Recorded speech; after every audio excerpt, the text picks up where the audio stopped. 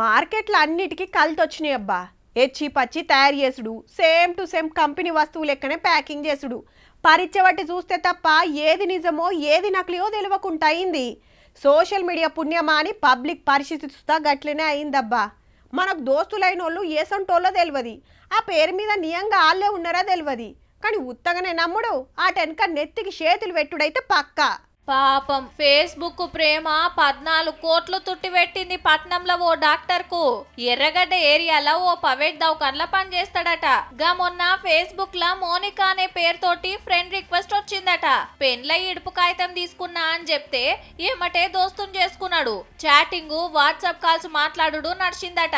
అయితే నేను ఓ share market కంపెనీలో పనిచేస్తా, పెట్టుబడి పెడితే మంచిగా లాభాలు కమాయించొచ్చని చెప్పిందట. ఒక 1 లక్ష వరకు ఇన్వెస్ట్ చేపిస్తే 85,000 ప్రాఫిట్ వచ్చింది. ఆ ప్రాఫిట్ అమౌంట్ ఈయన బ్యాంక్ అకౌంట్కి ట్రాన్స్ఫర్ చేసుకున్నాడు. అప్పుడు ఈయనకి కాన్ఫిడెన్స్ వచ్చింది. ఒక్క రోజులనే లక్షకు 85,000 లాభం వచ్చే వరకు నమ్మిండన్నట్టు. ఆ టెన్క ఎక్కువ పైకం పెడితే ఎక్కువ కమాయించొచ్చని ఉబ్బిస్తే లోన్లు తెచ్చి ఆస్తులు గుద్వబెట్టి 14 కోట్ల వరకు పెట్టిండట 4-5 నెలల్లో.